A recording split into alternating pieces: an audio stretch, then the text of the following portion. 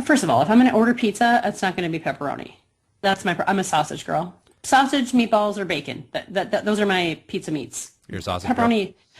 Stop it. Clips. That's the intro.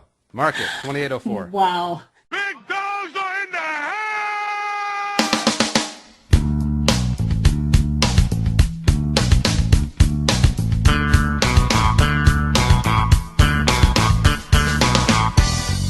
Hey! Get your 84 jerseys out, man. I think this is going to be a fun ride. Bye, Felicia. Inside the lane, Parise, left over. Rounded by Park! Oh my goodness! Where did he come from? Behind the back jam by the big team. This is not Detroit, man. This is the Super Bowl. Ain't nobody got time for that. Practice like this? Up. We up.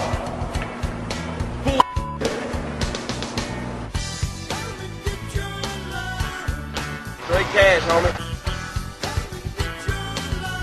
And boom goes the dynamite. Clock's here bullshit, so. Home run! Welcome back, Lou Collins. Welcome back to yet another Have the Twins Scored Yet? Nope. Edition of Andy Must Die, Minnesota Sports Talk. Kinda. I'm your not-so-humble co-host at Andy Carlson Show, Riding Shotgun, my partner in crime. She's back. Nina Blackwood, even though I already told her that reference doesn't land with me. A woman who's been on third base more than the Twins this week, at Die Murphy MN. Hey, how you doing? How you doing, Andy? I'm fantastic because baseball is here. It's like 30 degrees out, and the Twins haven't scored. Yeah, there's so much happiness in that sentence. It's ridiculous. Hey, but at least there's going to be some good eats at Target Field. I'm excited about that. We'll get into all of that crap later, but we're on the Twitter machine at Andy Must Die, all one word, D-I, and the website is andymustdie.com. But you're back, and you mentioned before we started that your voice isn't up to snuff, but I think it sounds pretty all right. Yeah, I actually have a voice, which is better than where I was last week when I couldn't talk at all. So I'm pretty sure that made my husband happy, but, you know, and my kids maybe. You but beat me to that joke. Yeah, well, I figured I'd just fruit. get out. I'd get out in front of that. So. All right, now, so since you might be on a pitch count when it comes to your words tonight, let's get the really important thing out of the way. And I just started up a very scientific experiment about who is more handsome, Zach Parise or Harrison Smith. So what say you? Well, I mean, it depends on what we're using to quantify this, because Handsome. Harrison Smith has a ridiculously hot body, but Zach Parise has a more handsome face. So, it could go either way. Except it's binary. You have to make a decision. Like men are so shallow in that they don't really break it down to like, ooh, I'm a calves person, or ooh, I'm an elbow person. But I feel like women do, because they're like, oh, he's got some awesome abs and shoulders and the hairline. But men are just like, hot, nope, yes or no. That's not true. And that's very Neanderthalish, but I accept that. No, see, there was a scientific study that showed, and I know I retweeted it, but it was something about women see men like as a whole, whereas men see women as parts. Yep. So then why are you breaking down Harrison Smith by body and then Zach Parise by his Because face? I'm not normal, okay? Let's just not. So where is this study? Science.com? Yeah, science.com. That's exactly where it was. Yeah, for sure. Fine. Maybe it was Scientology.com. Fine. I'm going to go Parise. Because Harrison Smith, yeah, I don't know the guy, but I feel like after he's done playing, you just hang it up and have a couple of 6, 12 packs, and then you just let yourself go. But I feel like a handsome face ages well with men, especially Zach Parise, a little Silver Fox action. I mean, he's a very pretty boy. Do you know what I mean? Like he's pretty, whereas Harrison Smith is more just hot, like kind of rugged, and they're different kinds of handsome. All right, so Zach Parise is more Zac Efron, and Harrison Smith is more Chris Hemsworth. Yeah, I could. Well, no, Chris Hemsworth is awfully pretty though too. I mean, Well, Harrison's not no Uggo either. All right, so Oh no, he's not. Harrison He's not. is Chris Hemsworth, and Parise is Liam Hemsworth. You could go there. That would not be bad. Then in that case, I'd have to take Chris Hemsworth because I like Chris Hemsworth better than Liam Hemsworth. Boom, put it on the board. We're talking about a lot of stuff tonight. The Twins, like we mentioned, new food at Target Field. The Wild are in the playoffs. Vikings draft is rapidly approaching, but we'll hit more on that next week. Die is you're gonna go off a little bit. What you want to talk about tonight, little fella? Little fella. Fella. Wow. That was almost as bad as you calling me Yoko on Twitter earlier today. I really crappy officiating. I mean, it just seems like it's become more and more rampant. Mm-hmm. And the number of, the NFL hired their first full-time female referee. And, Twitter was like losing its mind over, oh my God, now the calls are going to be even worse. Well, no, quite frankly, they probably can't get much worse. So having a woman, wearing the stripes can really only make this a better situation. See, this might be a hot take, and I'm sure we'll get into this more later, but I actually don't think it's as big of a deal as she being a full-time referee. Like, honestly, I think that's really going to help because a lot of these guys are professionals and lawyers during the week, but she's going to be in there with a couple of new other full-time people, just completely dedicated to the craft. I think that's really going to improve things across the board, but we'll get to all that. And also people who think that Sarah Thomas can't referee a good game obviously think that Gene Steratore is doing a bang-up job because he's garbage. Anyways, let's talk about some more fun stuff. How was the move? Are you done? Well, we still have some stuff at the old place. We have to the end of the month to get everything out, but for the most part, I'm staring at about maybe a dozen boxes still of stuff we have to go through, but we've really kicked butt in the last week. Now, do you and the husband go back to the old place and pretend it's like your love nest, your newlywed pad? No, because I hate that place and I just I want nothing to do with it. So generally he goes back and just when I'm at work, he goes and gets a bunch of crap and decides whether we're going to see, we moved from a 4,000 square foot house into a 1,700 square foot townhouse. Mm-hmm. So we have years of crap that we've basically moved from one place to another and we just shove it in the basement and we don't even know what's in the boxes. So this has forced us to go through and get rid of a ton of crap that we should have gotten rid of a long time ago. Now, see, I'm kind of different, but I'm sure you've pieced that together because I'm very, I'm very minimalistic. I'm very Spartan when it comes to accumulating junk. That's one of my. I'm like a reverse hoarder because I'll go through my stuff a couple times a month and donate or throw away stuff because I don't know. I just feel like. I don't like clutter. You know what I mean?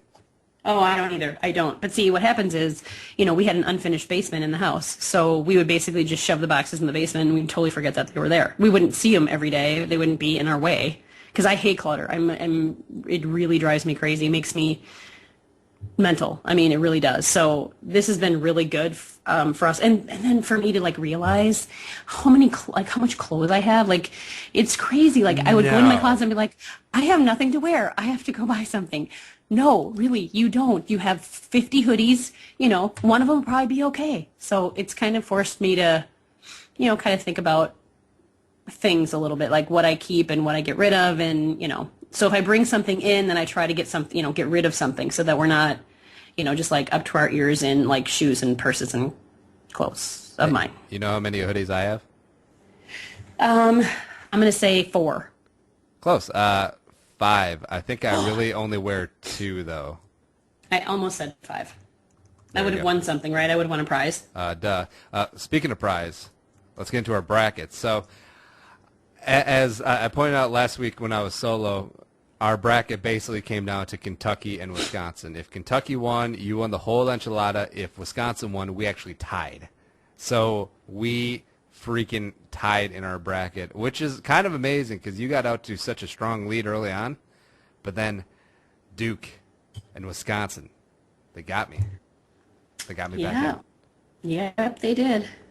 Yeah, so we didn't even parameter what was going to go on in a tie, so we'll have to think of something creative to do. Ooh, maybe when we get together, We'll just do a joint video of. Oh, we'll get a selfie stick because those are important. Right. And we'll be like, Aaron Rodgers mustache rides for sale, or I don't know, something like that. Wow. Okay. Well, Yeah. we could just say, forget the whole thing, seeing as how we tied, but, Nah, nonsense. Speaking of your bad officiating rant coming up, what'd you think of the end of the game? It was fine. I mean, I don't care for either one of those teams. If like a meteor had hit the arena, I would have been perfectly happy. Like if there'd been no winner, I would have been totally cool with it. But all right, so say the Badgers were the Gophers, and that would have been just a LOL Minnesota sports moment to basically lose a championship game on a call that even reviewed was so clear, but the officials still got it wrong. Well, we'll talk about how bad officiating is later on in the segment, but yeah, absolutely. I mean, it sucks, and there's a part of me, a very tiny, little tiny part of me that feels bad for Badger fans, but not really. See, I was talking about this earlier out loud to myself on Twitter, as I want to do, and I actually really like the Badgers if they didn't come with the Badger fans. Like, I really respect their football team. This basketball team is really fun. Kaminsky and Decker, and then that dude who always messing with the stenographer. See, that's like a fun story, but they just come with these fans that are just so terrible. And I was thinking the same thing about the Packers and the Seahawks as well, which they're great teams, a lot of fun players that play fun, exciting football, but their fan bases are so obnoxious. And right after I put that out there, some random Seahawk fan who I've never interacted with, doesn't follow me, I don't follow him, he just comes and is like, hey, stop being such a dick. I'm like, oh. All right, so you're telling me that you were actively like using the search bar and just like typing in Seahawks. See if anyone's talking bad about my Seahawks today. Oh, that guy? I'm going to tell him off. And that's their fan base. Well, they have nothing better to do when they're living in their mom's basement, Andy. So, don't hate on them like that. I mean, that's what they do for fun. That's your hobby. No, people who live in their mother's basement are part of the blogging community. Well, I don't think Ted lives. Well, Ted's no longer a member of the vlogging community, Oh. but at Purple That was Buckeye. a callback. What was that, like episode 3? Or that might have been 2. Anyways. Yeah. But, hey, I'm happy the Duke won. Tyus Jones, the pride of Apple Valley, one of us. Super happy for that kid. Yeah. I mean, he took so much grief. I mean, I couldn't believe the hate that was on Twitter when this kid picked Duke. I mean, really? He owes the state of Minnesota nothing. I mean, nothing. If they had a good program, he'd have gone there. So maybe they should get their shit together and get a better program if you want to attract athletes like that. Because of course you want to keep your in-state kids. But seriously, so he could have played for the Gophers this year and not even made the NIT. And instead he wins the national championship. Yeah, I'm sure he's really questioning his decision right there. Mm-hmm. And then to play devil's avocado, to play the whole hateful rube is like, well, he's just going to go for 1 year anyway, so why do academics even matter? Yeah, Duke's a nice school, but it's the Gophers.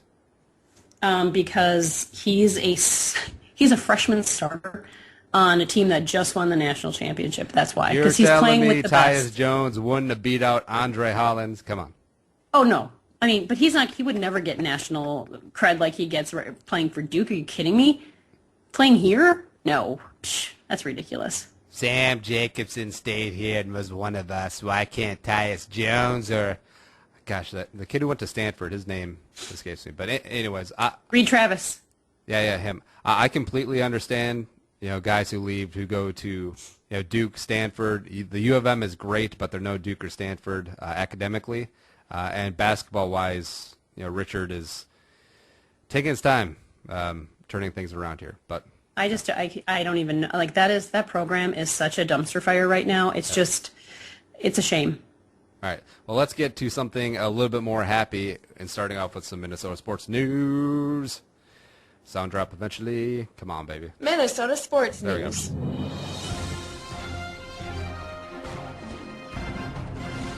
Hello? The Minnesota Wild are in the playoffs. They have that sexy little X right next to them in the standings now, locking it up last night with a 2-1 win over Chicago. It's happening.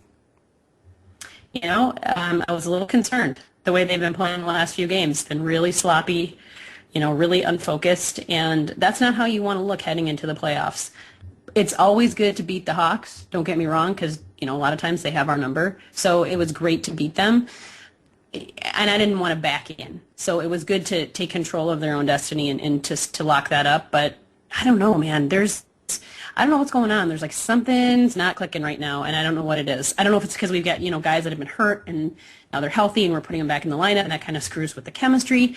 I don't know exactly what's going on, but right now they've got me nervous. Like, I was really excited, and now I'm like, I don't know. I mean, this could be like a one and done. Do you think that they've been under so much? They've been so focused for so long. They've been in playoff mode for like the past 6 weeks that that does burn you out a little bit. But now that could explain why they've struggled the last couple of games. But now they have a little bit of breathing room and get ready for the playoffs.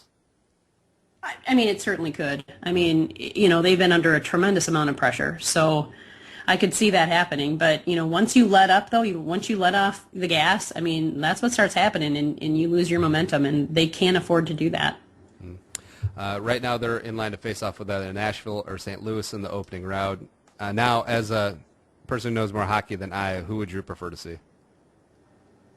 Oh, the Blues are hard. I mean, we beat them the last 2 times we faced them, kicked their ass the last time. Mm-hmm. So right now, I'd say I'd rather play the Blues. I mean, I think we've got their number this year, so I think that's what I'd pick. Plus, at Purple Buckeye, Ted Glover is a bandwagon St. Louis Blues fan, I have something to rub his face in. Speaking of which, we are brought up Ted. Ted's going to be our guest next week as we go do a little deep dive into Vikings draft talk. Should be pretty fun. It should be fun. I like making fun of Ted. He's always a fun guest. No. Yeah. No. We're like the old married couple fighting on Twitter. It's pretty fun. Yeah, it's because old married couples always fight on Twitter. Actually, old married couples are big Facebook people. Oh, well, I don't do Facebook. Lies. The Wild have won 11 in a row on the road, approaching the NHL record of 12 set by the 05-06 Red Wings. Surprised they didn't know that, Di. I guess you can't just be a big hockey head like myself. Yeah. Well, yeah, I'm really glad that you were able to pick that up and run with it, Andy, because, clearly I dropped the ball there. Born and raised in the skate. Actually, no, skates, because one would be ridiculous. Let's see. Dubnyk is 15-1-1 on the road this season with a 1.42 goals against average, which is pretty good. It's all right. Take that. And also betting favorites. They are third favorite to win the Cup currently at 9-1, which is kind of surprising to me. And right now they're at the same odds as the Anaheim Ducks at 9-1, who are currently the 2 seed in the Western Conference. I'm really shocked by that because either people are putting a ton of money down on this team or Vegas knows something that we don't know. That's amazing. I didn't know that. Yeah, it's so weird. A team that was a couple weeks ago had like a 5% chance or 1 in 20 chance of making the playoffs. Now they're coming in as a first wild card, and they're the third favorite to win the whole damn thing. I mean, it's still a little stunning, but then again, they didn't build those high rises out in Vegas based on giving poor odds. Because it's the Cup, Di. Now, every tweet now is going to have hashtag because it's the Cup. Seriously? Yeah. I hate those. I mean, that's just dumb. Did I tell you I'm going to Vegas? When? Yeah, in next month. My husband has a business trip out there. I'm gonna tag along, and while he's doing his like businessy stuff, I'm gonna like hang out by the pool, play some poker, and then we'll go hang out at night together. Sweet. I know. Is it like a business meetings, trade show sort of thing? What? Yeah, he calls it. He's got to be a booth bitch. So he's basically has to go and answer questions and stuff about their products and whatnot. So yeah, and it's not like he's gonna be tied up all day every day, whatever. But where do you play poker? What's your game? Texas Hold'em. I know, but no limit. No, I like a limit. I need a limit. I'm not that good of a poker player. That's beautiful, Di. Because I'm sure we mentioned this before, but I'm kind of a big poker head as well, and limit hold'em is one of my favorite things in the world. And Nickason, one of our first and most loyal listeners, my favorite things to do is I've been to Vegas like let's say 4 times, and Nick's been out there about 3 times with me. My favorite thing to do is get plastered and then play like 2-4 limit with Nick. And so Nick's playing that all serious like, and then I'm just drunk and splashing around and then beating him in every single hand, and it's awesome. Poor Nick. I feel really bad for him.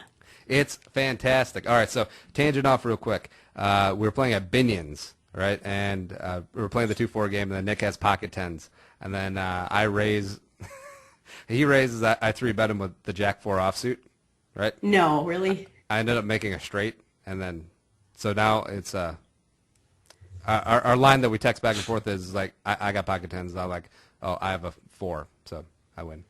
That was pretty epic, actually. That's yeah. It's one of my favorite stories. Twins are 0-2, and speaking of the 4, lost 4-0 on Monday, and then 11-0 today, because that's awesome, and have not had a runner on third base this season. Yeah, because that's the Twins. I mean, whatever little optimism I might have had about this team, and quite frankly, baseball has become my least favorite sport to watch, mostly because of the Twins. Because they've just beaten it out of me. They've just made me not enjoy baseball. What? So, no, they have. I mean, they're solely responsible. Like, they're going to take the blame for this. And then when, you had the whole Ervin Santana thing, and it was like, because we can't have nice things here. I mean, of course. Like, the one thing that I thought was really going to be good is not, because he's done for like 80 games. And whatever, I don't know.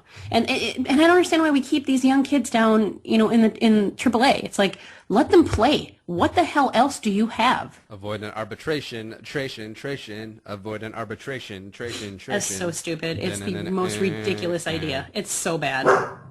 And there's another voice heard from. Bowser agrees. Yeah, Ervin Santana, that was a bombshell, biggest free agent signing in franchise history, and it's you have to wonder how long he's been using, if they inflated the stats that helped him get that rich 4-year, was it $54 million contract, and it's just another... Well, he didn't know he was taking him. Didn't you know that? I never buy that. I mean, really? You're a professional athlete, and you don't know exactly what you're putting into your body? I call bullshit right there. It's like A-Rod. He's got, like $250 million in the bank, and yet gets his vitamins and prescriptions from some strip mall medical joint where the guy's lost his license. So I don't buy anything like that. No. But see, this might be a bit of an odd take, but I actually don't mind when the Twins are bad, because especially now that's outdoor baseball.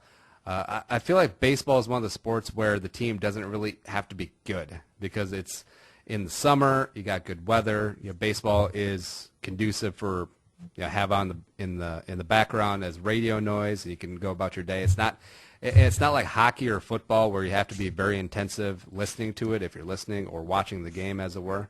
And sports like basketball, it's winter, you're cooped inside, it's dark, and you really want to see something good.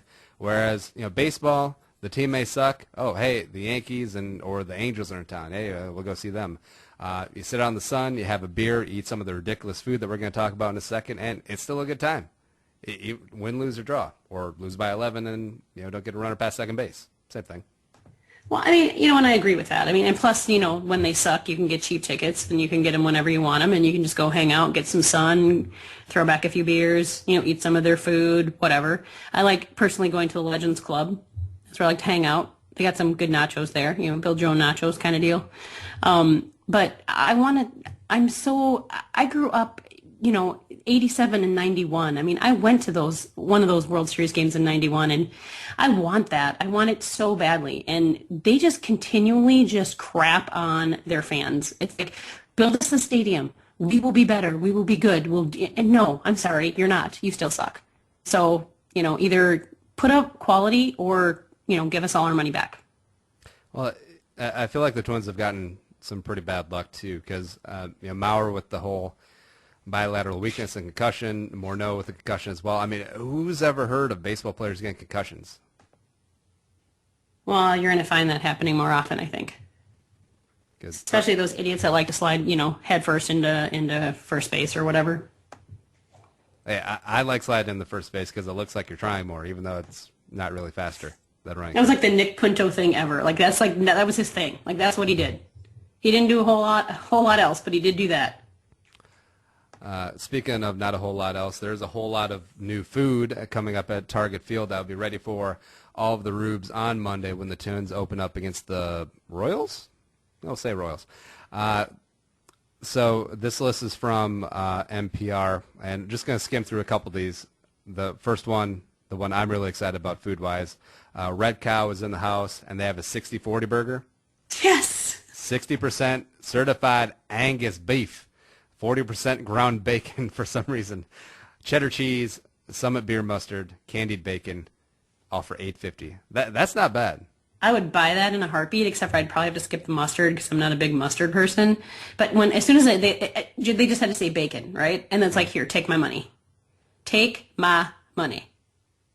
Let's see what else here. Andrew Zimmer, the pride of, is he from St. Paul? Is he from Minneapolis? I'm not sure. It doesn't matter. Bazaar Foods guy from the Twin Cities, there you go, both take credit, has a canteen food cart. The Barrio is going to serve up some carnitas tacos. Hot Indian Foods, which sounds a little racist, except I know it's not. They're serving up a chicken tikka. There you go. So it probably won't rival your... I love chicken tikka. It's not going to rival your tikka masala, but, you know.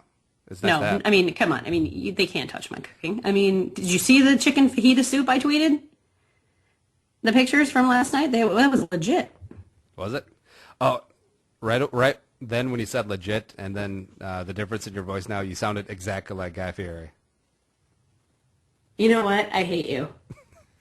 Oh, how much would it cost for you to get Guy Fieri's haircut? I would never do that. $500,000. Ever. No. You couldn't pay me enough.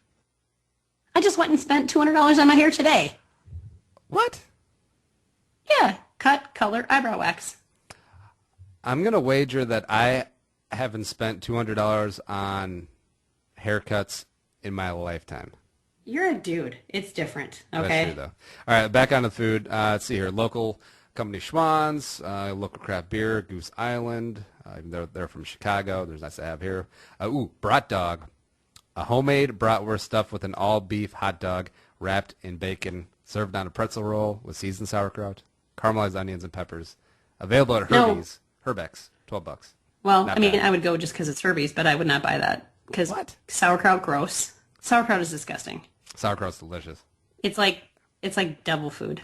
You got no idea. Although I think that's what the Nazis used No, to make their no. like prisoners eat. Yep, sauerkraut. Damn it. We got 9 episodes without a Nazi reference, but now we have to reset the clock. All right. Resetting. Darby's Bacon Tot Dish, topped with cheese sauce, crumbled bacon, jalapenos, pico de gallo, and seasoned sour cream. Available at the State Fair Classic Stand. Your section 133, $9.50. Not bad. Yeah, speaking of State Fair Classics, they basically just brought the State Fair to the park, and it's not a bad idea. Since the team's going to suck, people are still going to show up for the food. This is true. They'll show up for the sun and the beer and the food.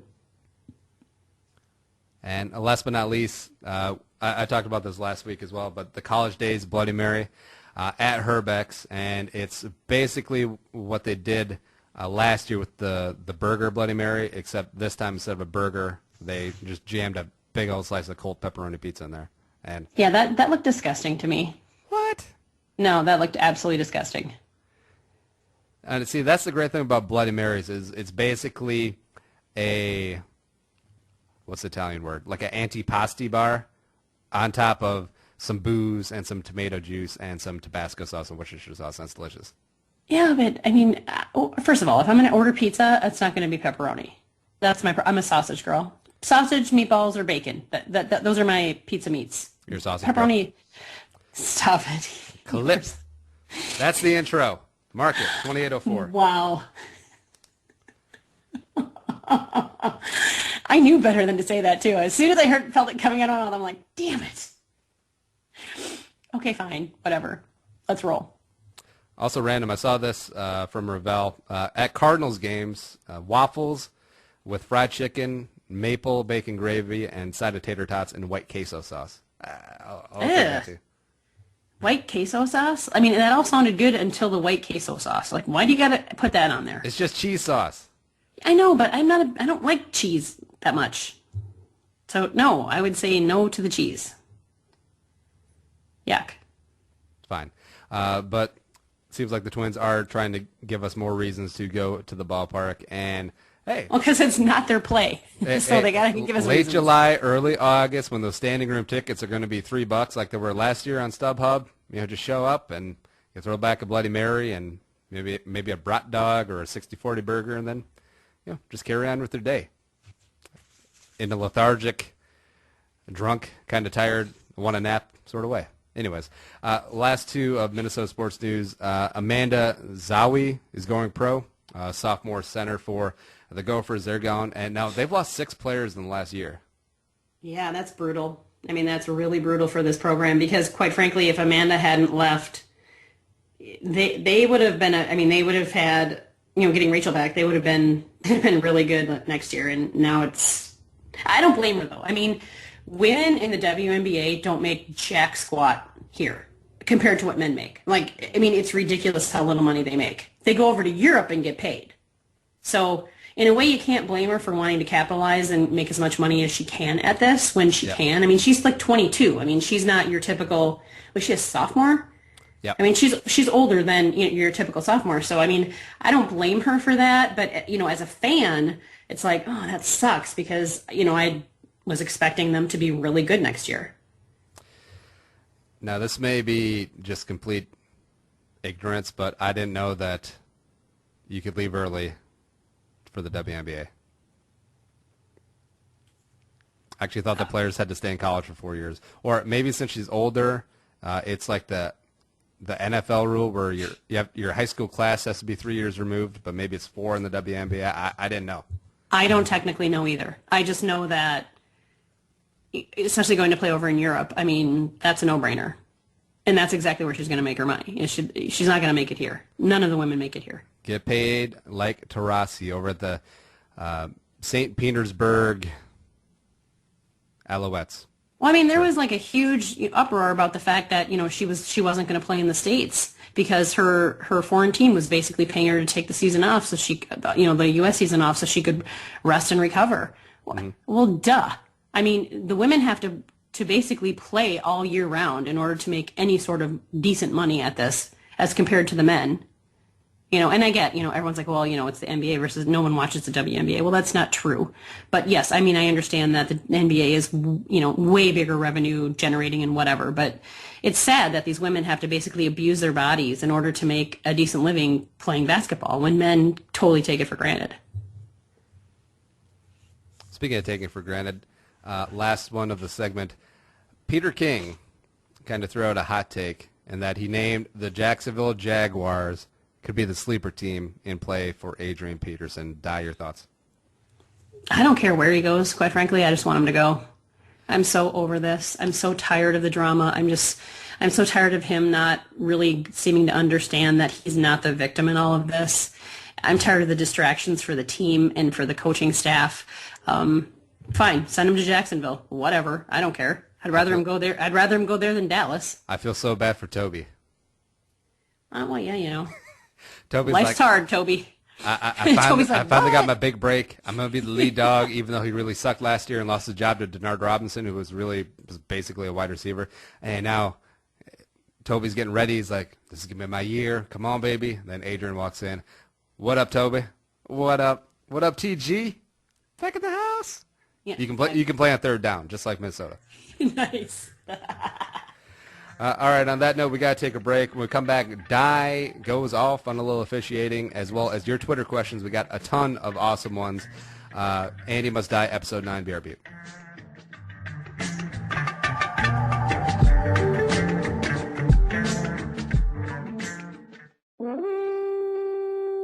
The Purple for the Win podcast is your one-stop shop for the team you hate that you love. That's right, dedicated to the pain and pleasure that is the Minnesota Vikings. You can find us on iTunes, Stitcher, YouTube for our weekly and bi-weekly mediocrity. And, of course, there's always purpleftw.com. Because, aside from nipple clamps and chains and whips, cheering for the Purple People Eaters is probably the most pleasurable pain you can experience on this planet. So come on in for the mediocre analysis and the more mediocre humor. PurpleFTW.com. That's right, PurpleFTW.com. Straight cash, homie.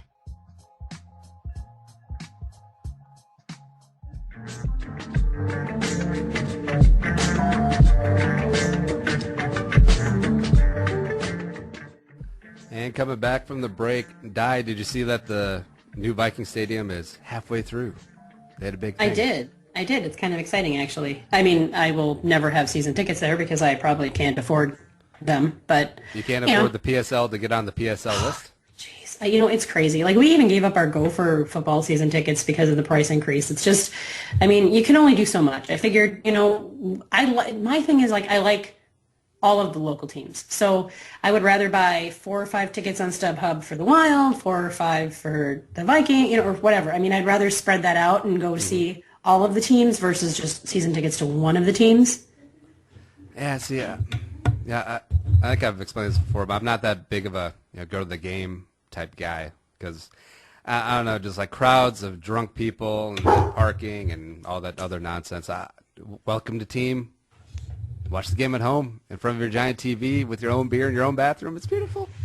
Well, I mean, for sure. And for me, the Vikings were probably the least enjoyable to watch in person because the percentage of drunken idiots is greatly increased at a Vikings game versus any other sports team in town. Like, it's probably like a 50%, maybe 60%. For like a noon game, they're down tailgating at like 6 o'clock in the morning and they're pretty much hammered by like, 8. And then they got 4 hours before kickoff. And these are the guys that you see like passed out in their seats during the game. And it's like, you just paid, $100 for this game that you are passed out and are not watching. Hey, Timmy, wake up. Brooks Bollinger has got the Vikings marching. Wake up. Have some coffee. Nice.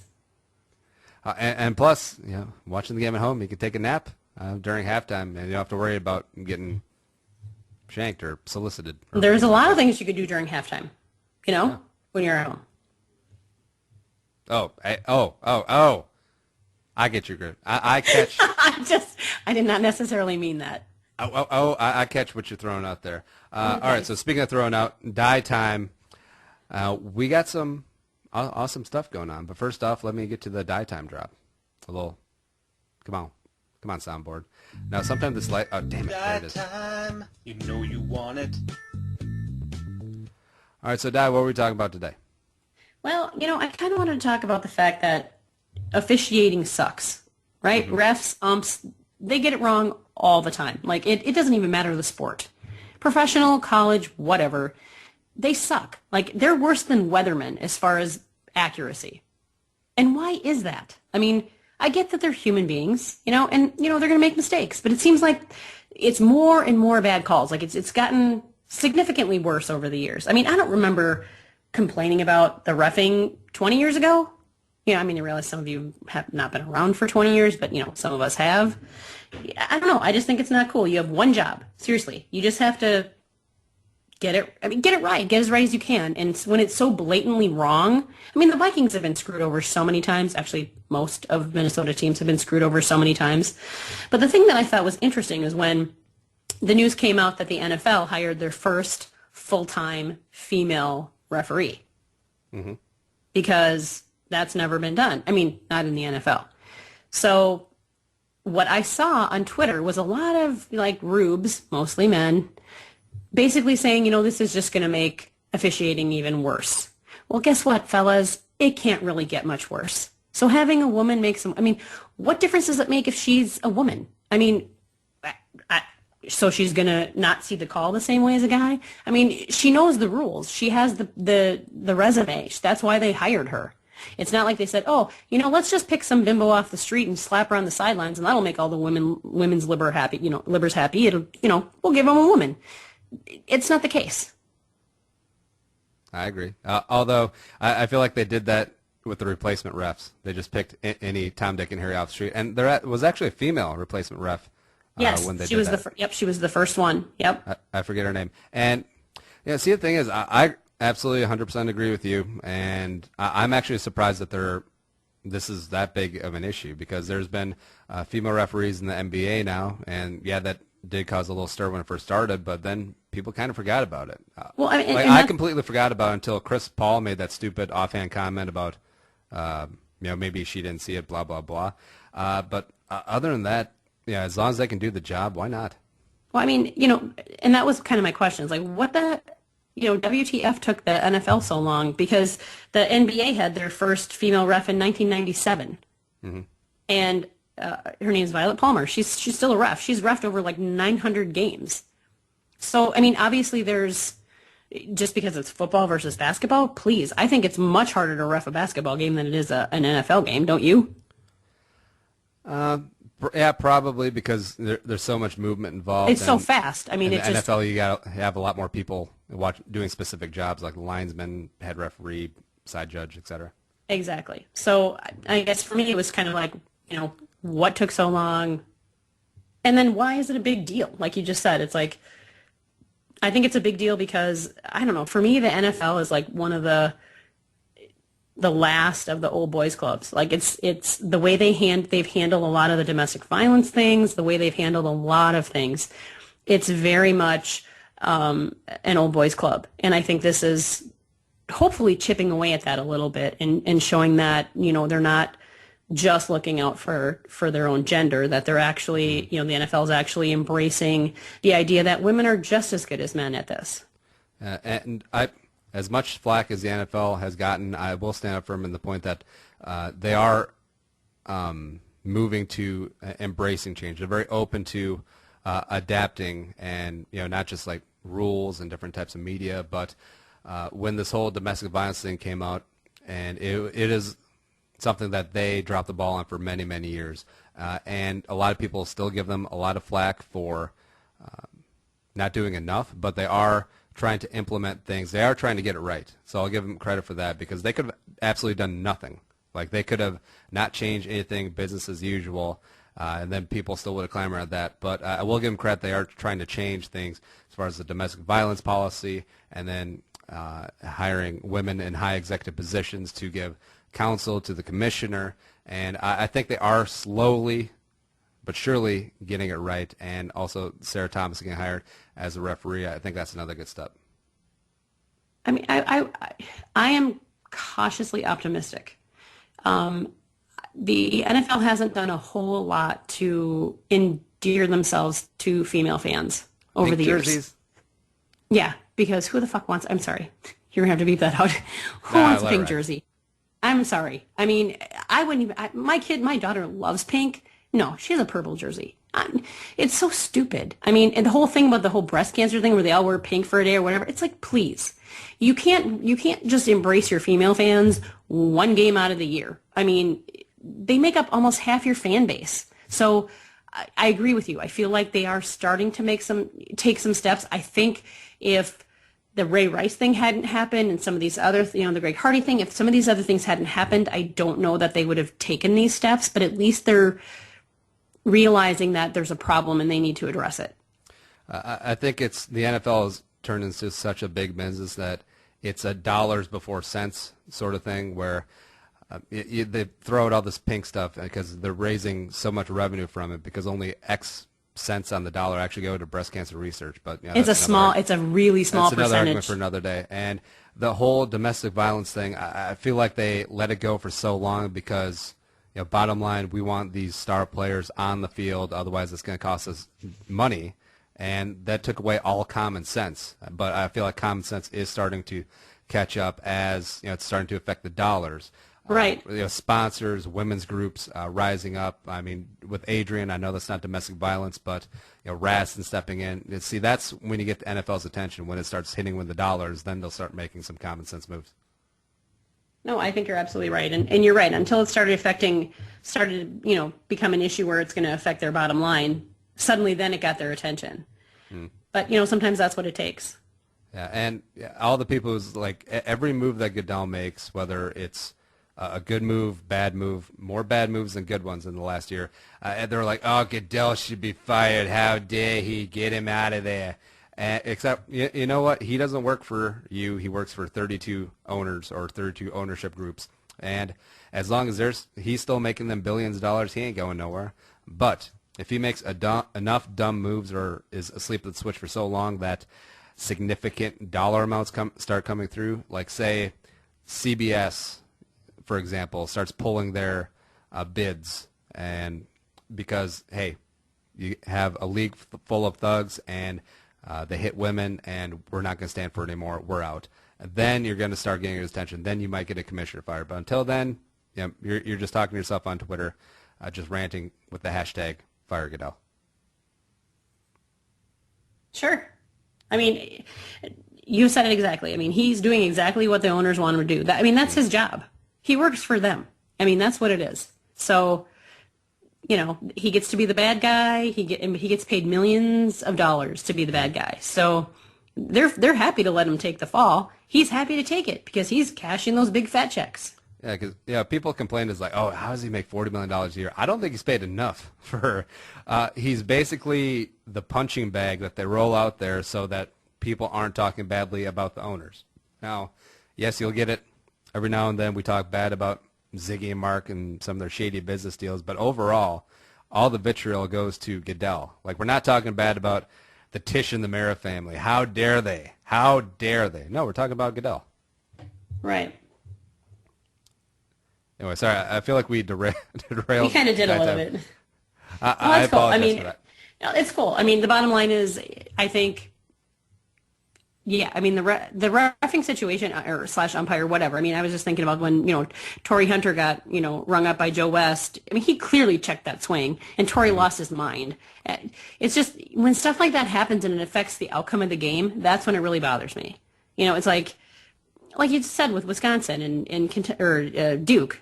I keep wanting to say Kentucky because it really should have been Kentucky, but nope. I don't know. It's just what? Nope, wasn't. I know. Face. I know. Yeah, whatever. We tied though. Okay, we tied. How does that even happen? Is that the weirdest thing ever? I don't know. And we actually tied it in both. I ran it through both scoring systems, and we were tied both times, which is kind of funny. Wow. Yeah. That is pretty funny. All right, so we got listener questions, or what's what? Or listener questions, or Twitter questions, or whatever. Hey. I said, do you want to do... I'm just kidding. All right, so we got some... Thanks, Andy. We got some beautiful Twitter questions. Now, do you have a closing statement for Die Time? It felt very impassioned.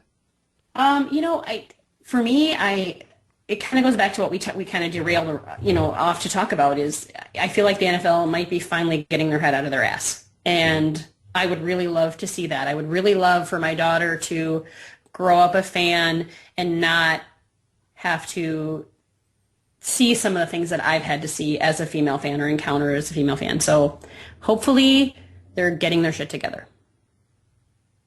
Absolutely. Now, are you a proponent of instant replay helping out referees more? It's hard because, it has won games for my teams. It has lost games for my teams. It's hard to say. It's painful in baseball. I will say that. Baseball's already really, really slow, and that makes it even slower. Having something like that in the NFL, I don't know. I'm not sure how I feel about it. I'm kind of on the fence. What about you? I think every call should be reviewable. I think they should have goal line cameras like they're thinking about doing. And I think the catch rule should be simplified to almost where it's a subjective rule, because I know that's probably not a popular take, but I feel like there's so much legalese, language, and verbiage into what goes into a catch. Oh, what exactly is a football move? There's the subjective part right there. Whereas the Dez catch, he caught it. Everyone knows that he caught it, but Packer fans and people who don't want to see the Cowboys win, they can always point to those technicalities in the rule saying that, oh, what is a football move? That's not a football move, in my opinion. And so I feel like that should be clarified, and I think the refs, these players are getting bigger, stronger, and faster, and you got a 50-year-old white dude out there with cataracts and a beer belly. He's trying to determine if, bang, bang, Do you catch it? Oh, I don't know. So as long as, see, I don't have a problem with football games running longer as long as they get everything right. You know what I mean? No, right. I mean, I get it, but that's not going to happen. Although I feel like the NFL kind of likes a little bit of controversy because that means that everyone is talking about everything. Because I was listening to sports radio the other day, and they did a full 2 hours on Des Bryant catch like 3 months after the fact. How crazy is that? Because football is done, and they're so desperate to talk about anything that's related to the NFL that they will literally talk about anything to death. Everybody loves football. Well, Too big to fail. I love football. I miss football. I really miss football, especially, I'm looking at, the wild season's going to end here soon. Well, wolf season should graciously end soon. And then there's the Twins, and they're going to be a dumpster fire, and I'm not going to care because they don't make me want to care. So we're entering into the dark ages of sports in Minnesota. What you talk about, the Purple for the Win podcast is doing their best numbers ever. Like March was my highest download month, which is nuts. Because people are desperate. It's the off season. They're desperate. They want to talk. They want to. But I'm so sick of mock drafts. I mean, we never even talked about that. We mentioned that we were going to talk about who the Vikings should take at number 11. Oh yeah, let's shelve that for next week. Oh, die time point. You and Ted can go off on mock drafts because I don't think Ted likes them either.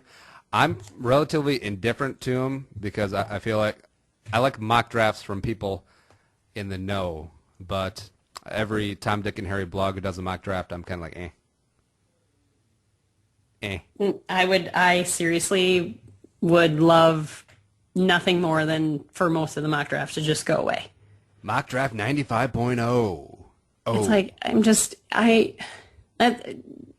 they're going to take who they take, man. I mean, talking about it for 6 weeks before the draft and speculating who they're going to take, that's really not doing much. It's not helping much. I mean, it is what it is. Let me tangent to a little thing my pet peeve about mock drafts. So, Vikings territory, they asked me if I want to do a mock draft, and I said, nah, I'm not really qualified to do one. But let's say I did one. Vikings territory is a pretty well-regarded fan blog, gets plenty of traffic, and say I put one out there, completely uneducated, and it looks pretty professional. And say there's some kid out there who, months ago, when people were starting to crank out mocks months ago, before they had Declare, they just see that on a high-profile SEO site, and they're like, oh, hey, this guy has me in X round. I should probably Declare. That's exactly what happened with Brett Smith, quarterback out of Wyoming last year. He was a junior coming out, and I remember he was hashtag draft Twitter's favorite son. It was like, oh, Brett Smith, he's going to come in. He's my super sleeper as a third-round pick, and he's going to come out, and he's going to take the league by storm. So he sees on some very high-profile sites that I remember mock drafts by people who, again, I respect the people who put in the work, but there are a lot of people who don't, but want to appear like they do. And so he sees some of those mock drafts on some very high-profile sites that remain nameless, and he's like, oh, I guess I'm going to be a third-round pick. I guess I can't pass this up.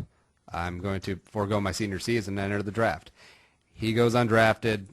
He's playing in the CFL right now, all because of some Yahoo in his mama's basement putting out mock draft 75.6. Exactly.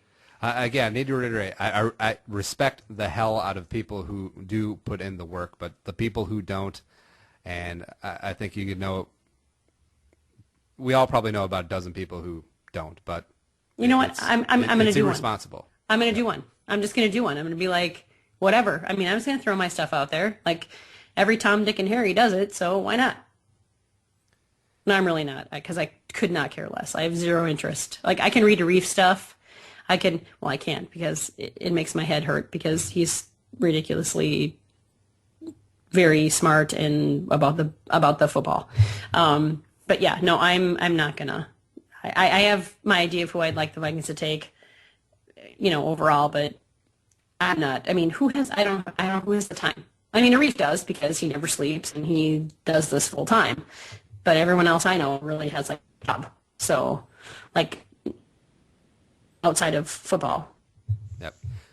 And again, you got guys like Arif, Luke Inman, who I really respect, Darren Page, guys who put in the work, and then you got Matt Miller, Matt Waldman, who's just a guest on Purple for the Win. You know, these guys who are experts, do the legwork. Those are opinions I respect. But you know, guys like me who are just casual fans, aren't watching every single tape and aren't watching the combine religiously, be like, oh, for the clicks, I better move this guy who's bottom of the first round to the top so I can get all the clicks and I can talk about it. Like when Sharif Floyd came out, he's a consensus top 10 pick, and then he fell to 22 or whatever, and we're like, oh, anyways. End of tangent. Sorry, we got to get back on track, but that was fun. That was fun. Of course. We can talk more about that with Ted next week. Absolutely. So let's get to some of our Twitter questions. We got some good ones this week. No big deal. Good for you. Oh, there we go. First one is from Rob. Now that Parks and Rec is over, which show should I start next? Di, what do you have? And I actually responded on Twitter and promptly got bitch slapped and called Yoko Ono, or Yoko. No, you're more of the Pete Best of the group. I just said I only watch sports, HGTV, and Food Network. And also I love Downton Abbey. So I cannot give him a recommendation. So I figured I would let you field this question. Well, what's your favorite show on Food Network and HGTV, respectively? I love Chopped. Yep. Oh, Love yeah. Chopped. And then on HGTV, I like Property Brothers, even though it's complete fake. Or else, oh God, what's her name? Nicole Curtis, Rehab Addict. When she goes in and does the old houses, that's really cool because she does a lot of them in Minnesota. Yeah, absolutely. But she's not a big fan of the Minneapolis mayor. Wasn't that story? I don't know. I don't know anything about that. Oh, I'm pretty sure the story I'm paraphrasing here. Correct me if I'm wrong, but the Minneapolis mayor, there was over some zoning issue, and then Nicole went on her Facebook page and then ranted to her followers, and then they like stormed the Bastille with the mayor, or it might have been councilwoman. But anyways, that's another tangent. I like Nicole Curtis. I think she's a badass. I'm a big fan of old houses as well, like the whole subdivision cookie cutter houses. They really bug me. You want something with character, you know what I mean? Let's see, HGTV. Damn it, I'm talking about that.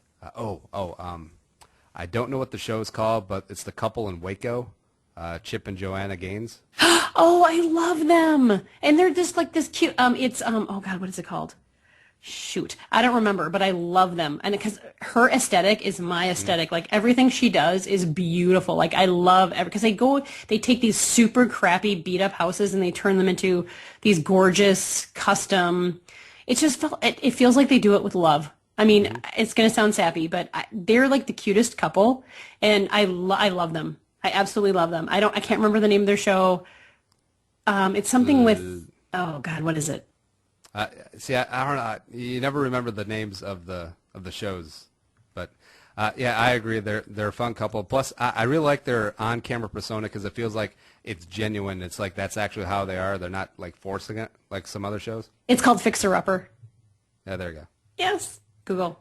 The wife always talks about, oh, I can't come to Minnesota. Why have to be in Waco? I would love for them to come here. I mean, I would turn and see. I'm a huge control freak. Like I am a huge control freak, but I would turn everything over to her. Like I would let her do anything she wanted because she gets it. Like she listens to her clients and she gets it.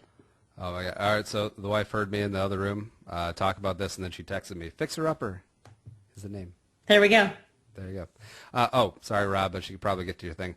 I'm really got into the show Turn, which was on AMC. It's on Netflix now, season 1. They're just starting up season 2.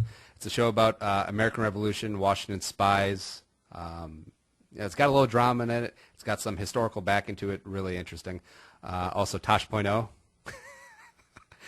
I'm not gonna lie.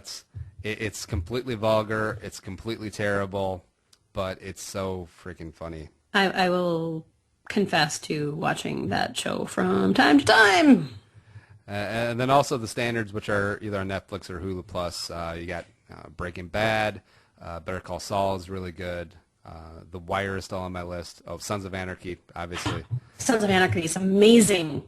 Amazing. I still haven't watched the last season. Because like it started and I forgot to record it and so I couldn't. So I still have not watched the last season. Oh, so you haven't seen Shut up, Chibs shut die? up, shut up, shut up, shut up, shut up, shut up. Shut up. All right, that's not legit. Chibs may or may not die. I will cut a bitch. I'll give you those. Well, if he dies? I will just stop. Don't ruin anything for me. I'm waiting for it to become available on Amazon Prime. Chibs is a beautiful man, by the way. No. Jax is a beautiful man. Next one, this one from Rob again. What are some good gin drink recommendations? All I had was Sapphire and tonic with lime, and that is it. That's it. Like, you should just stop right there. So yeah, I've developed into a pretty big gin guy. Like I love Sapphire. I love Sapphire 10. Tanqueray 10. Ew, Hendrix. Hendrix is starting to become my jam, mostly because it's fantastic gin, but I like that it comes in like a crock. You know what I mean? Okay. You know, like Google the bottle. It looks like it comes in like a crock, like old timey. Like on the cartoon shows, it would just be like a crock of booze with XXX on it. That's how you know that was alcohol. There you go. Nice. So, like that and tonic with the cucumber, it's delicious. Or I've actually started getting on this as well. Gin and water. As crazy as that might sound, it cuts out the mellow, so it's better than drinking it neat, but you really get to absorb all the flavors. Now, I thought I would miss kind of like the bubbliness and the sweetness of like tonic, but nah. I'm starting to become this old grizzled man. Apparently. Yeah. Scotch as well. This one is from Randall EV. What is the capital of Canada?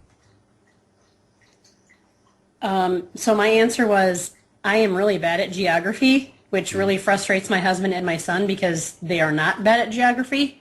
But there are several provinces in Canada, so there's not like one capital. I think I win that question. No, that's baloney. There's a national capital, like Washington, D.C. is ours. Really? Yeah. See? Bad at geography. It's Owatonna.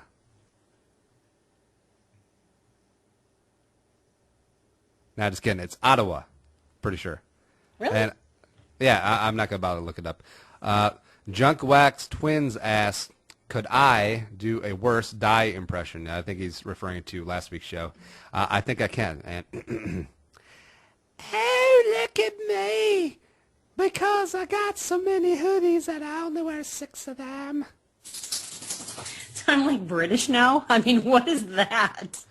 That was horribad.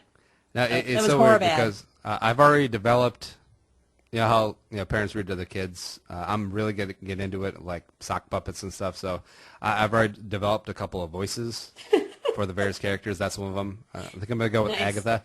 Oh, go to bed. The little witches will get you. And then our little chihuahua Samuel comes in and is like, oh, hello. Yes. Bit me. And that's not racist just because it's Chihuahua. He could be Mexican because he is Mexican. Nice. NBD. Another one from Junk Wax Twins. As an out-of-state fan, best stadium to watch the Twins that's not Target Field. What other baseball parks have you been to, Di? I have never been to another baseball field. So I cannot possibly answer this question, so therefore it's all yours. I did drive by the one in San Francisco and it looked beautiful, so I'm just going to say that one. Yeah, see, I was going to go with that as well because I've only been to Miller Park and I was at Wrigley for a game once, and that's about it. But everyone tells me the AT&T Park, San Francisco, is gorgeous with McCovey Cove, and also Petco, San Diego, is supposed to be awesome as well. So that's all I'll go with. California sunshine, can't really go wrong there. And also, since you're not at Chavez Ravine or wherever the Angels play, you won't get shanked on your way out. So that's always fun. Cool. Jake Anderson, single best part of being a Minnesota sports fan with a straight face. He asked that. Okay, so my first response was, I have no idea. But then for me, it was being at a 91 World Series game for the Twins. Which game was it? Game 2, I believe. I still have the ticket. I said there are so few that I'm not sure how to respond here. I think the best part of it is that you develop a thick skin and a good sense of humor. You know, and tenacity. Tenacity is a good thing. Like, you hang in there. Even when the going gets tough, you're still a fan. Unless you're a bandwagoner, and then in which case we pull your Minnesota card and you can GTFO.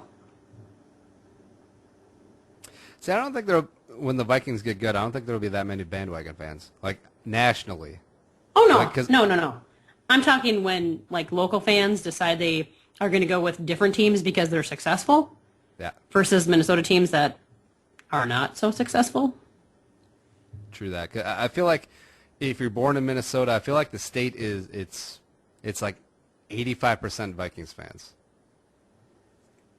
And that's the way we like it. Yeah. If we could kick out the 15% that are, you know, Packer fans, that'd be awesome. Deport them. But see, I actually don't mind that they're Packer fans because I get that it's like a regional or a family thing. But as long as they're not like Seahawk fans or Broncos fans, that's fine then. Well, it's kind of like it's kind of like, you know, baseball fans are like, oh, I'm a Yankees fan. Oh, really? You've lived here your whole life and you're a Yankees fan? Okay, whatever. Well, the truth be told, growing up, I was kind of a Yankees fan because I had a big history book of baseball, and so basically the first half of it was all Yankee stuff. And, yeah, I love Lou Gehrig. Okay, well, that's acceptable. I will give you a pass for that. Lou Gehrig, Babe Ruth, Mickey Mantle. I mean, those were the guys. Yeah. Those were the stars.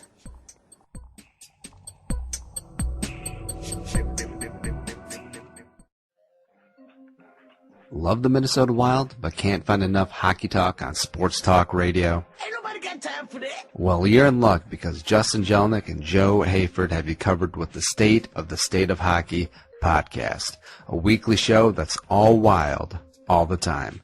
No filler, no dreck, no nothing. So check them out at sotsohockey.blogspot.com or at youtube.com/sotsohockey. And if you're all about the live tweeting commentary during games as the Wild make their push towards the playoffs, follow SOTSO Hockey JJ and SOTSO Hockey Joe. The State of Hockey podcast. Let's talk hockey.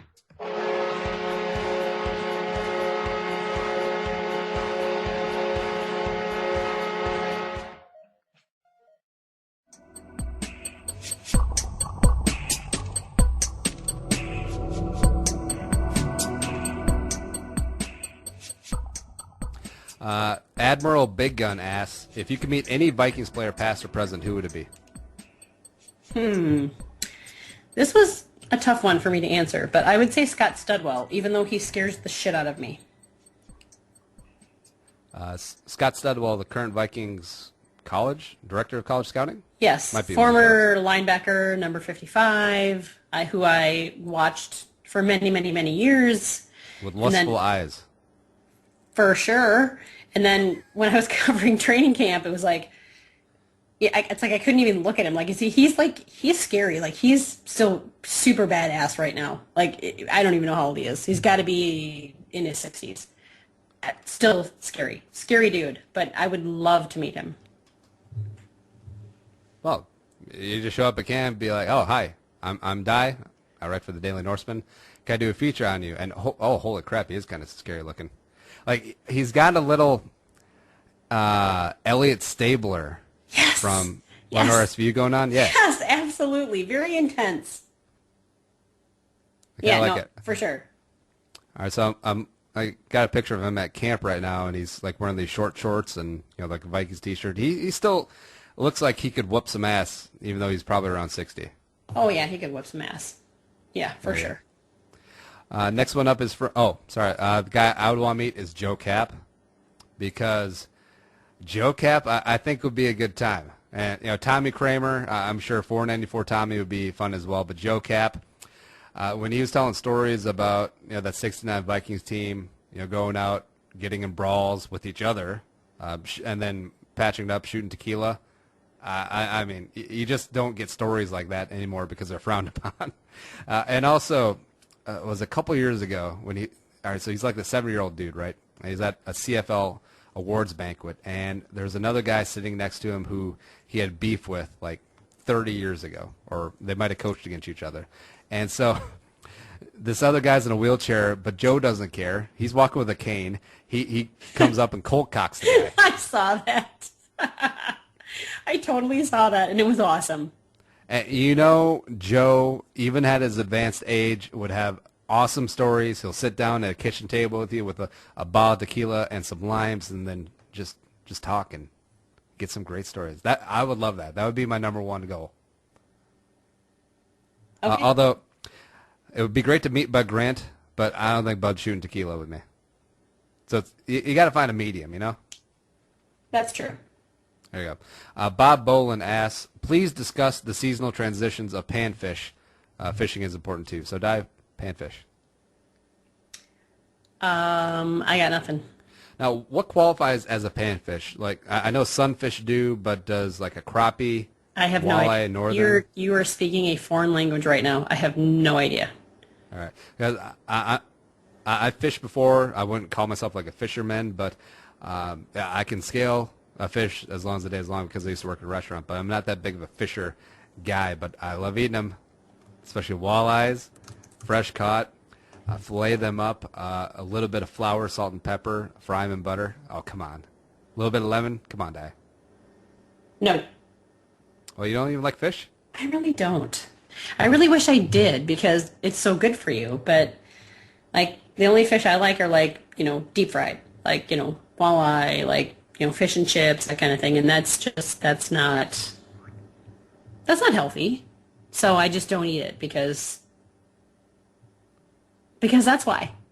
God, I've wanted some fried fish for a long time, mostly because that used to be like the Friday night thing. Small town, especially during Lent, where, I wasn't Catholic, but, there's a lot of Catholics in town, so fish fry all the time. Filler's time. Anyways, Nickason asks, top 5 favorite Vikings moments. Now, I didn't make a top 5, so why don't we just list off a couple of our favorite ones? I don't even have a top 5. Like, they've broken my heart so many times. Like, I can't even. No, it's like. I'm going to go Randy Moss's Thanksgiving debut against Dallas, where he only caught 3 balls. All 3 went for touchdowns, and he had like 150 yards receiving. That was pretty amazing. That's gonna be up there for me. I could go with that. Let's see here.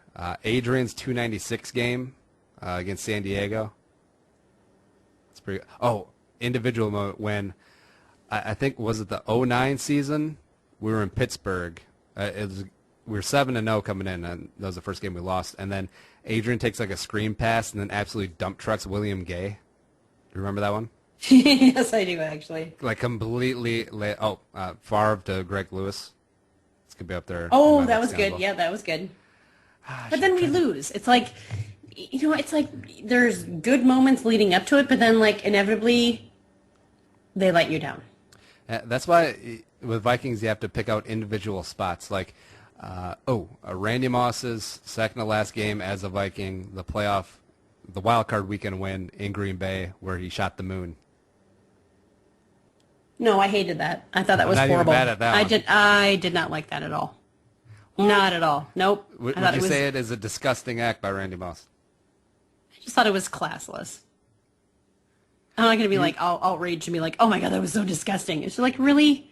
Come on. He's making fun of Packer fans because that's what they do to the team bus, coming and going. Well, that's true. I mean, I'd give him that. Next one from Nickason, Pacquiao or Mayweather? How is this even a question? I'm on Team Pacquiao as well. And also... Because Floyd Mayweather is a disgusting human being. I would like someone to beat his ass unconscious, like, he's done to several women. I saw a blurb of a headline. I actually didn't read the article, but it says Pacquiao motivated by Mayweather's domestic violence history. That's why I'm even more on Team Pacquiao now. Well, I mean, did you see the interview that Rachel Nichols did with him? Nope. Oh, so YouTube it. But, I mean, she's basically blatantly asking him, like, why are you beating women? And he's like, well, that's unfounded, or that's not been proven, or that's... I mean, it was like, well, I mean, he wasn't using those words because, he's not that smart, but... It was ridiculous. Like, you have to look that up. I mean, he has been I mean, he served jail time for beating some women. But there's been like 7 women that had brought charges against him for domestic violence. I agree. That part of him is disgusting. What's even more disgusting, and yeah, absolutely, not in that same level, but to add some levity, he spent $25,000 on a mouthpiece. Oh, with the $100 bills in it? Yeah. Did you see that? It was like, really? You know what? It's really Maybe donate some of that money to a charity or something. Can you really be that obnoxious? Yes, you can, because he is. Plus, he's paying a chef $1,000 a meal to get ready for this fight. He's disgusting. Nick, last one from Ben. Top 5 sports movies. Now, I had a lot of fun with this one. Now, I have some honorable mentions as well, but Di, why don't you lead things off? Oh, this was hard. This was so hard. And as a matter of fact, I posed the question on Twitter because I was having such a hard time. And like my timeline totally blew up. I must have had like 40 responses. Okay, so not in any order, but I have Remember the Titans, Bad News Bears, the original, Bull Durham, Major League, and Slapshot. And then for honorable mention, I definitely have to say A League of Their Own. Yeah, League of Their Own is good too. There's no crying in baseball. I've never seen Slapshot, and What? I've been told that that's like a high crime, like treasonous in the Okay, state well, of Minnesota. I've never seen The Commonwealth I've never of Minnesota. I've never seen oh God, what's the Herb Brooks one? Miracle. Yeah, I've never seen that, and apparently that Didn't we people- discuss this? We did, earlier? and people want to Okay. pull my Minnesota card, but I've seen Slapshot, so I think I can keep my card. I've only seen the last 10 minutes of Miracle when it's on cable. But anyways, let's see here. Honorable mention, League of Their Own. Also, this is going to be really stupid. The Waterboy. No way! That's a Seriously, sports movie. Andy? Top 5? No, honorable mentions. I'm going through honorable mentions. Oh my God. Okay. That even gets an honorable mention? All right. Absolutely. That was one of See the here. worst Adam Sandler movies ever. Happy Gilmore is also an honorable mention. I would give you that. It's one of my favorite movies of my childhood. Dodgeball, technically a sports movie, also very funny. I'm white. WHIT. E. Fine. Also, He Got Game. Crickets. Yeah, crickets. Fine. Number 5, Any Given Sunday. I know that a lot of people hate that movie, but I love that movie. I'm not gonna lie. I've never seen that movie. It's Well, It's- is it Pacino? yeah, Pacino is an Oliver Stone film, so it was shot beautifully. Jamie Foxx plays the quarterback, Willie Beeman, and that's who some draft idiots compared Teddy Bridgewater to coming out just because he's black. Willie Beeman. Anyways, I actually think. But it's a lot of people on Twitter that responded to me had that in their list. So, Any Given Sunday. yep. Hey, smart people. See number 4, Rocky. Can't really go wrong there. 3, Mighty Ducks.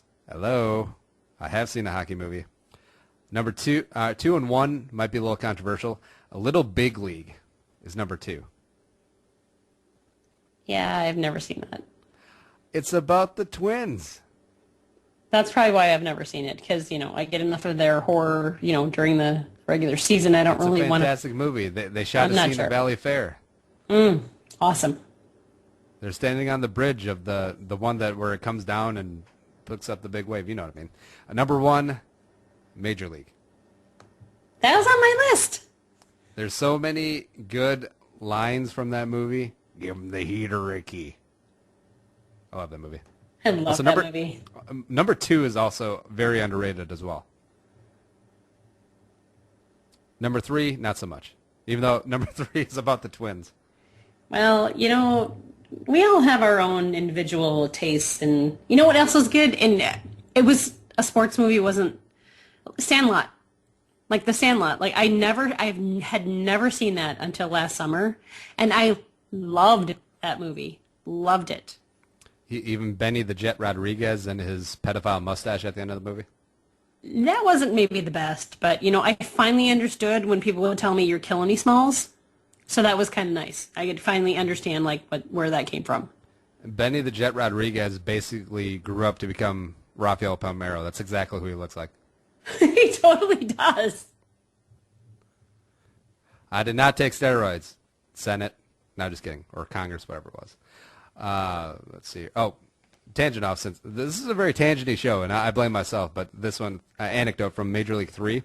So Scott Bakula is the lead in the movie, and he goes to recruit the Japanese baseball player from Major League 2 to come, play on this minor league team. And as they're talking, what's his name? We'll call him Toshi. Sir Toshi, he's speaking English but has subtitles as well underneath. And when Bakula talks in English, he has Japanese subtitles. I have no idea why, but I always find that scene hilarious. I have not actually seen Major League 3, so... Guess you had to read there. All right, so anything exciting coming up for you this week, Di? The show just kind of flew by. It did, and just, more unpacking and organizing our lives, but that's about it. Hopefully I can, finally get over this, horrible hacking cough, cold thing that's, robbing me of my voice. Well, although I know I sound super sexy right now, so, there's that. The sausage. Well, you can always have a voice by writing on the Daily Norseman. It's been a while. It's been a while. I know, and it's hard. I mean, it's so hard. I'm better at the podcast, quite frankly. I think. Now, are you like God? What's her name? Harper Lee? No, Harper Collins. Harper Lee. Yeah. Killing a Mockingbird. You're the Harper Lee of the Daily Norseman. Kind of am. 'Cause you write one thing, you disappear, you die, and then they find a second one later who allegedly is written by you. I'm still not sold. No, she did write it. How do we know?